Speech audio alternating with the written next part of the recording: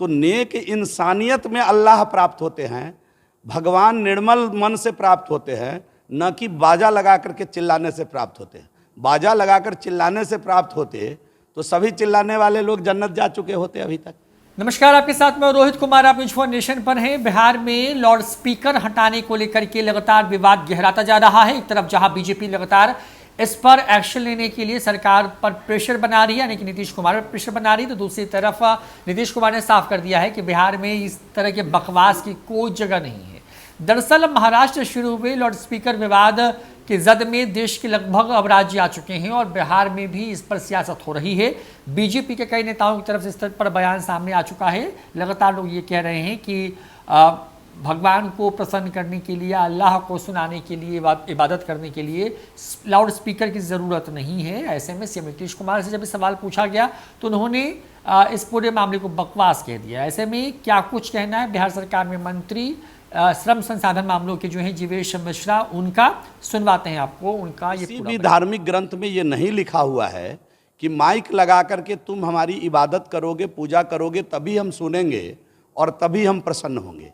यह मानवता के हित में निश्चित रूप से ये साउंड को कम करना चाहिए। अब तो ट्रक वाले भी लिखते हैं, पहले लिखते थे ट्रक के पीछे हॉर्न प्लीज़, अब आप देखिएगा लिखते हैं नो हॉर्न, और साइलेंस का इशारा लगाते हैं। अब ये बदलाव हुआ है। दुनिया भर में जा कर के देखिए कि ध्वनि प्रदूषण रोकने के लिए देश, पूरा दुनिया काम कर रहा है, हम क्यों नहीं कर रहे हैं? तो इसमें कोई धर्म के चश्मे से इसको नहीं देखना चाहिए।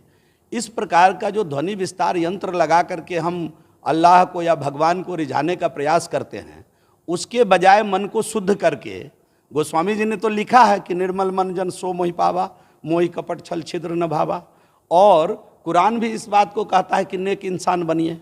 तो नेक इंसानियत में अल्लाह प्राप्त होते हैं, भगवान निर्मल मन से प्राप्त होते हैं, न कि बाजा लगा करके चिल्लाने से प्राप्त होते हैं। बाजा लगाकर चिल्लाने से प्राप्त होते तो सभी चिल्लाने वाले लोग जन्नत जा चुके होते अभी तक।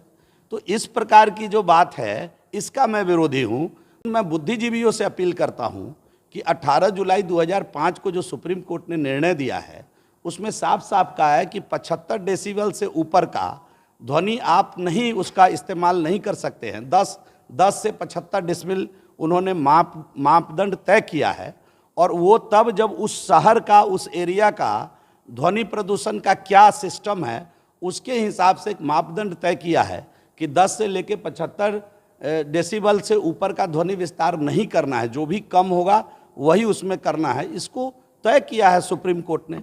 तो अब बताइए, फिर इस पर बुद्धिजीवियों को विचार करना चाहिए कि नहीं करना चाहिए, सोसाइटी के लोगों को विचार करना चाहिए कि नहीं करना चाहिए। और मान लीजिए कि जिसके पास लाउड स्पीकर नहीं, जो गरीब आदमी है, वो अजान पढ़ता होगा तो फिर अल्लाह नहीं सुनते होंगे उनकी बात। जो निहायत गरीब है, लाउड स्पीकर नहीं खरीद सकता है, रोजी रोटी करता है, अपने घर में नमाज अदा करता है, जो निहायत गरीब है, जो हनुमान जी की पूजा में या सुंदरकांड में लाउड स्पीकर नहीं लगा सकता है, फिर तो उसकी बात सुनेंगे ही नहीं हनुमान जी। तो ये कैसी कैसी बात आती है। देश को हम लोग आगे बढ़ाने की दिशा में लगे हुए हैं। किस प्रकार 19 लाख रोजगार हम बिहार के अंदर सृजन करें, हम इसकी चिंता कर रहे हैं। तो बता दें आपको कि लगातार लाउड स्पीकर को लेकर के विवाद जो है वो गहराता जा रहा है। बड़ी बात यह कि एक के बाद एक जो है बयान सामने आ रहे हैं, जहां जदयू ने साफ कर दिया है कि बिहार में ऐसे किसी भी अभियान की या इस तरह के किसी भी एक्ट की ज़रूरत नहीं है। तो दूसरी तरफ बीजेपी लगातार सरकार पर प्रेशर डालने की कोशिश कर रही है।